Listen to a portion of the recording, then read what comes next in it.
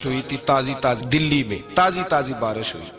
एक बाबा लकड़ी के जूते पहने खड़ाओ, अल्लाहू अल्लाहू अल्लाहू, असी किसी दे कुछ भी नहीं लगते, ना कोई साडा दर्दी।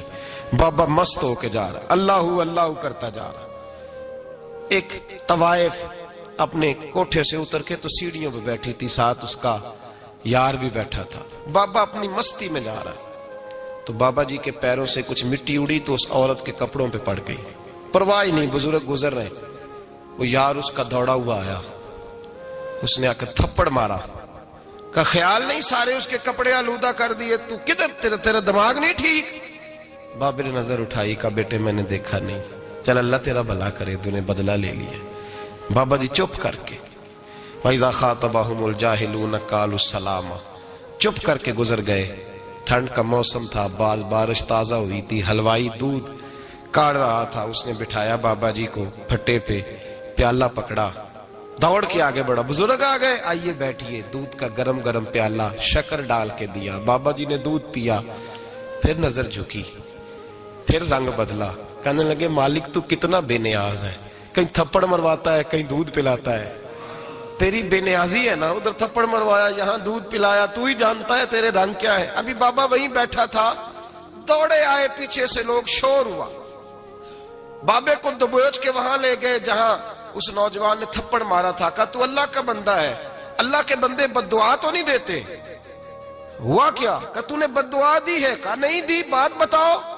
कहने लगे उसने तुझे थप्पड़ मारा, छत पे चढ़ा है, पैर फिसला है, गर्दन के बल गिरा, मनका टूट गया, मर गया, तूने बद्दुआ दी है। बाबा जी कहने लगे यार मैंने तो दूसरा लफ्ज भी नहीं कहा, भला हो कह के गुजरा हूं, मैंने नहीं बद्दुआ दी। का तूने दी है तभी तो मर गया। कहा नहीं दी। कहा बाबा तू बुजुर्ग आदमी है, सच बोल। तो बाबा जी कहने लगे सच सुनो। फिर मैं आ रहा था, मेरे पैरों से मिट्टी उड़ी, इसके यार के कपड़ों पे पड़ी, इसे बुरा लगा, इसने मुझे मारा। जब इसने मुझे मारा तो मैं कोई लवारस तो नहीं था, जब इसने मुझे मारा तो मैं कोई लवारस तो नहीं था। मुझे दुश्मनों न छेड़ो, मेरा है कोई जहां में, मैं अभी पुकार लूंगा, नहीं दूर है मदीना। इसने मुझे मारा तो मैं कोई लवारस था कि मेरा बदला कोई ना लेता। इसने मुझे मारा है तो मेरे यार को बुरा लगा तो उसने इसे मार दिया है, मेरी तो गलती कोई नहीं, यारों यारों का झगड़ा है, ये तो दोस्तों का झगड़ा है, ये तो यारों का झगड़ा है, कोई गलती नहीं मेरी, कोई गलती नहीं। खश खश जिन्ना कदर नहीं मेरा, ए मेरे साहब नू वडियाइयां, मैं ते गलियां दा रूड़ा कूड़ा, मैं गलियां दा रूड़ा कूड़ा, मैनू महल चढ़ाया है साइयां, मैनू महल चढ़ाया है साइयां। फरमाया इसने मुझे लवारस समझा था कि थप्पड़ मार के गुजर जाए, मेरा को पूछेगा ही नहीं। मेरे रसूल पाक अलैहिस्सलाम के बारे में रब फरमाते हैं अभी मैं तो तेरे होते हुए काफिर को सजा नहीं देता कि तू मौजूद है। याद रखें, हजरत फुज़ैल बिन अय्याज फरमाते हैं एक जवान था, मस्जिद में आया, लोगों से कहने लगा रोटी खिलाओ, किसी ने तवज्जो ना की। उसने कहा मैं रब रब बताने वाला हूं, मेरी तरफ देखो तो सही। किसी शख्स ने ख्याल ही ना किया। फिर उसने कहा यार थोड़ा सोचो, नमाजियों से कहा, अहले इलाका से कहा, उन्होंने कहा तेरी तरह के बड़े दरवेश देखे। मस्जिद के मेहराब में वो रब करीम का बंदा इंतकाल कर गया। जब फौत हो गया ना, लोगों का मिजाज है, बीमार को दवाई नहीं देते, जनाजे पे वक्त पे पहुंच जाते। जब कोई गिर रहा होता है तो सहारा कोई नहीं देता, जब कोई गिर जाता है, टांग टूट जाती है तो तीमारदारी को जमाना पहुंच जाता है। और बुजुर्ग वो नौजवान अल्लाह का नेक बंदा मस्जिद के मेहराब में फौत हो गया। हजरत फज़ैल इब्न अय्याज कहते हैं इमाम साहब ने ऐलान किया चंदा दो, कोई लावारस फौत हो गया, कफन देना। चंदा इकट्ठा हुआ, कफन खरीदा, जनाजा पड़ा, इशा के बाद दफन करके आए। फजर की नमाज के लिए जब इमाम और मुअज्जिन मस्जिद में आए तो चीखें मारने लगे, तड़पने लगे, दूर दूर तक आवाजें फैल गई, दुनिया दौड़ी आई। क्या हुआ? कहने लगे वो जो तुमने कफन पहनाया था वो यहां पड़ा हुआ है, और देखो कफन पे तहरीर लिखी है। तहरीर क्या है? अर्श के मालिक ने फरमाया मेरे दोस्त ने रोटी मांगी, तुमने दी नहीं, उसने तुम्हें मेरे करीब करने के लिए अपनी तरफ तवज्जो कराई, तुमने की नहीं, और मेरा यार तुम्हारे कफन का मोहताज था, संभाल के रखो अपना कफन, मैंने उसे जन्नत का लिबास अता फरमा दिया, संभाल के रखो, ये कोई लावारसों का टोला है। याद रखें जो वारिस वाले हैं, वारिस वाले उनका रंग और है, جو ماننے والے ہیں ان کا مزاج اور اپنی زندگی لوارسوں کی طرح نہیں گزارے، تھوڑا سا ادھر گیا تھا تو پھر تھوڑا سا ادھر گیا تھا تو تھوڑا سا، یہ کیا بات ہوئی، یہ کیا بات ہوئی؟ اپنے آپ کو، اپنی نسبت کو، اپنے عقیدے کو مضبوط رکھیں۔ 1 انچ کے لیے اعلیٰ حضرت فاضل بریلوی رحمت اللہ علیہ کے مکان کی دیوار گر گئی، ایک کونا مکان کا، آپ جانتے ہیں پرانی دیواریں چھوٹی ہوتی تھی اور بارشوں میں اکثر گھروں کی دیواریں گری ہوئی ہوتی تھی، ایک سائیڈ کی دیوار گر گئی تو اس کونے میں ہندوؤں کا گھر تھا۔ اب مستری صاحب رات کو آئے، ان سے بات ہوئی تو کہنے لگے سویرے کام شروع کروں گا۔ کہا 1-2 صاحب نے کہ ہندوؤں کا گھر ساتھ ہے اور وہ دشمن بھی بڑے زیادہ ہیں، تو رات کو ہی ہو جائے۔ کہنے لگا جی نہیں، میری مجبوری ہے، مزدور کہاں سے لاؤں گا، بڑے معاملات ہیں، سویرے شروع ہوگی۔ اب رات کو مولانا ظفر الدین بہاری علیہ رحمہ کہتے ہیں بچے مدرسے کے، باقی سارے لوگ، سب کو جمع کیا گیا، چونکہ اس طرف سے تھوڑا خطرہ تھا ہندوؤں کی جانب سے۔ کہا جناب یہ بڑے دشمن ہیں اسلام کے، تو اس طرح کرو کہ 2-3 بچوں کی ڈیوٹی لگائیں یا کچھ لوگوں کی یہاں رات کو پہرا دیا جائے، ٹھنڈ بھی بڑی زیادہ تھی، کھڑا ہونا بھی مشکل تھا۔ اعلیٰ حضرت رحمت اللہ علیہ عشاء کی نماز کے بعد جلدی حجرہ خاص میں تشریف لے جاتے تھے۔ اس رات جب دیکھا نا باہر شور ہو رہا ہے تو اسی طرح سر پہ ایک رومال لپیٹا تو باہر آ گئے، کہنے لگے کیا شور ہے؟ کہ حضور سردی ذرا زیادہ ہے تو یہاں کسی کی ڈیوٹی لگانی ہے پہرے کی۔ 2 منٹ خاموش رہے، پھر فرمانے لگے کوئی ضرورت نہیں، جاؤ سو جاؤ سارے جا کے، کوئی ضرورت نہیں، جاؤ اپنے اپنے گھروں کو، کوئی حاجت نہیں، پہنچ جاؤ۔ کہا حضور مہربانی کرے، وہ طے ہونے لگا تھا۔ فرمایا میری وجہ سے کیوں کوئی ساری رات بیدار رہے، جاؤ تمہیں کہا نا آرام کرو۔ لوگ سو گئے۔ صبح فجر کی نماز پڑھ کے اعلیٰ حضرت رحمت اللہ تعالی علیہ جب سیڑھیاں اتر رہے تھے رضا مسجد کی، تو وہ جس ہندو کی جانب سے زیادہ خطرہ تھا وہ سیڑھیوں پہ بیٹھا تھا، مسجد کی سیڑھیوں پہ۔ سب لوگوں کی توجہ ہو گئی، کہنے لگا مولانا میں کلمہ پڑھنے آیا ہوں، مجھے کلمہ پڑھا کے مسلمان کر دیں، میں کلمہ پڑھنے آیا ہوں، مسلمان کریں۔ لوگوں کی توجہ، اعلیٰ فرمانے لگے نہیں ابھی تو انتظار کر، تھوڑی دیر کے اچھی طرح سوچ لے، جذباتی فیصلہ نہ کر کہ تو آ رہا ہے۔ یہ کہہ کے جب 2 سیڑھیاں نیچے اترے اس کے پاس سے تو اس نے پیر تھام لیے، کہنے لگا اب ایسے تو نہ کرو، رونے لگا۔ اعلیٰ حضرت رحمت اللہ نے کلمہ پڑھایا، کچھ باتوں کی نصیحت فرمائی، تشریف لے گئے۔ گھیرنے والے گھیر کے بیٹھ گئے، کہنے لگے ہمیں بھی بتا بدلہ کیسے ہے۔ کہنے لگا دیوار گر گئی، آدھی رات کے وقت، آدھی رات تک انتظار کرتا رہا، پہرے دار کوئی نہیں، تو 2 تلواریں لے کر جب میں ان کے مکان کی جانب بڑھا، میں نے کہا آج گردن کاٹوں گا اور کاٹ کر کے نکلوں گا۔ کہتا ہے جب میں قریب آیا تو 2 شیر کھڑے تھے، اوپر سے پلٹ کے آیا تو پھر کھڑے تھے، ادھر سے پلٹ کے آیا تو پھر کھڑے تھے۔ فرماتے ہیں میں 2 گھنٹے کے بعد آیا تو پھر پلٹ کے کھڑے تھے، میں پھر 1 گھنٹے کے بعد آیا، سحری کا وقت ہو گیا تو پھر پلٹ کے کھڑے تھے، اب میں ڈر کے بھاگا۔ کہتے ہیں فاضل بریلوی نے اپنی کھڑکی سے منہ باہر نکالا، کہنے لگے اور کتنا تجربہ کرے گا، مجھے تو لاوارث سمجھتا ہے، لاوارث ہوں میں، اور کتنا تجربہ کرے گا، بس کر مان جا۔ میں نے کہا حضور یہ کون ہے، مجھے بتائیے تو صحیح یہ کون ہے۔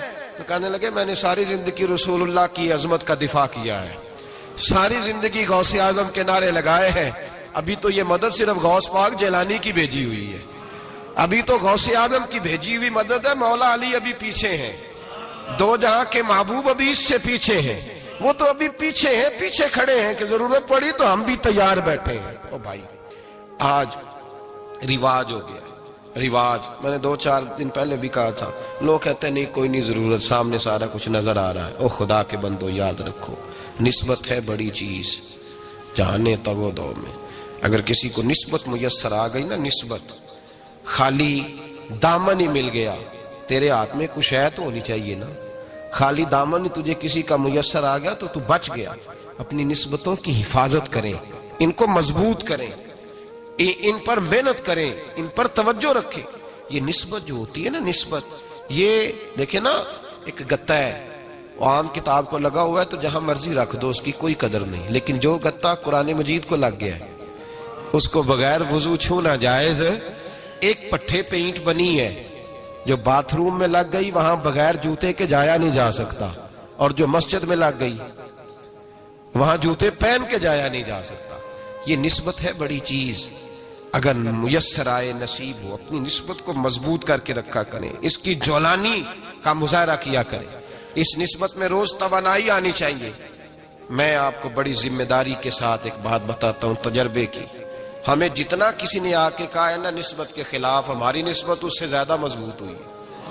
ہمیں جتنا کسی نے آ کے کہا ہے نا جی آپ کو کیا ملا، آپ کو کیا ملا، تو ہم نے اتنا کہا یار جیسے جیسے تو کہتا جاتا ہے ہماری تو نسبت میں اضافہ ہوتا جاتا ہے، ہمارا تو مزاج بدلتا جاتا ہے، روز ایک نیا پردہ کھلتا ہے، روز ایک نیا رنگ واضح ہوتا ہے، روز ایک نئی توانائی۔ ابھی تھوڑے دن کی بات ہے، ایک مولانا شرف الدین صاحب ہے، مفتی صاحب، میرے حضرت صاحب کے مرید ہوئے، مفتی تھے، عالم آدمی تھے، سرکار تاج الشریعہ، ہمارے شیخ سے بیعت کی۔ اب ہمارے حضرت صاحب کا اس وقت حال وہی ہے، وَرَأَيْتَ النَّاسَ يَدْخُلُونَ فِي دِينِ اللَّهِ أَفْوَاجًا، اب فوجوں کی فوجیں لوگ آتے ہیں۔ ہم نے دیکھا ہے صرف خالی مرید ہونے والے بار سینکڑوں کی تعداد میں ہزاروں لوگ بیٹھے ہیں کہ صرف بیعت اتنا کہہ دیں ہم نے قبول کیا۔ اس عالم میں اور جہاں حضرت صاحب کا اعلان ہو جائے کہ تشریف لا رہے ہیں وہاں لاکھوں کا مجمع جمع ہو جاتا ہے اور ایک جھلک دیکھنے کو لوگ ترستے رہتے ہیں۔ یہ کیفیت ہم نے دیکھی، وہ دور گزر گیا، کبھی ایسا بھی ہوتا تھا ایک میں ہوتا تھا، ایک تو ہوتا تھا، اور تیسری تنہائی ہوتی تھی۔ وہ دور بیت جاتا ہے، وہ لمحے کسی کسی کو نصیب آتے ہیں۔ حضرت کا وہ مولانا شرف الدین صاحب کہتے ہیں مرید ہوا، تو مرید ہوا مجمع میں، رسی حضرت پھینکتے ہیں یا چادر پھینکتے ہیں تو پکڑ کے مرید ہوا، تو ساتھ ساتھ اور چادریں باندھی تھی، لوگوں نے پکڑی ہوئی تھی۔ ایک مولانا، میں جب بیعت ہو کے آیا ان کو بتایا تو مجھے کہنے لگے یار تو ایسی جگہ مرید ہو گیا جو تیری بات بھی نہ سن سکیں، جن کو تو دکھڑا بھی نہ سنا سکے، جو مصروف ہی بڑے رہتے ہیں، کہاں مرید ہو گیا تو؟ ایسے پیر کا بیعت ہوتا جہاں تو جاتا وہ تیرے پاس آتے، گفتگو ہوتی، بات چیت ہوتی۔ کہتے جب انہوں نے مجھے بہت زیادہ قائل کیا نا، بہت زیادہ، تو میں نے ارادہ کر لیا، میں نے کہا بات ٹھیک ہے، بیعت کہیں اور ہونا چاہیے تھا۔ کہتے میں عشاء کے بعد سویا تو حضرت صاحب مجھے خواب میں ملے، خواب میں، اور فرمانے لگے مولانا جب آپ مرید ہوئے تھے تو آپ اس جانب بیٹھے تھے، اس کونے میں آپ تھے، اتنے لوگ آپ سے پہلے تھے، اس حال میں آپ مرید ہوئے تھے، اور جہاں تک بات چیت کرنے کی بات ہے تو آپ نے جو دل میں سوچا تھا وہ میں نے آ کے آپ کو بتا دیا ہے، پھر بھی بڑی ضرورت ہو تو میرے صاحبزادے کا نمبر لے لیں اور فون کر لیا کریں، بات ہو جایا کرے گی۔ کہتے ہیں یہ ابھی بات ہو ہی رہی تھی کہ میرے دروازے پہ دستک ہوئی تو میری آنکھ کھل گئی، میری آنکھ کھلی تو میں پریشان ہوں کہ نمبر تو ملا نہیں۔ ایک انجینئر صاحب میرے محلے میں رہتے تھے، فرماتے ہیں وہ شام کو میرے پاس آئے اور کہنے لگے مولانا سنا ہے آپ حضرت مفتی اختر رضا صاحب سے مرید ہو گئے؟ میں نے کہا ہاں، تو کہنے لگے میں ان کے مدرسے میں کام کر کے آئے ہوں، میرے پاس ان کے بیٹے کا نمبر ہے، چاہیے آپ کو؟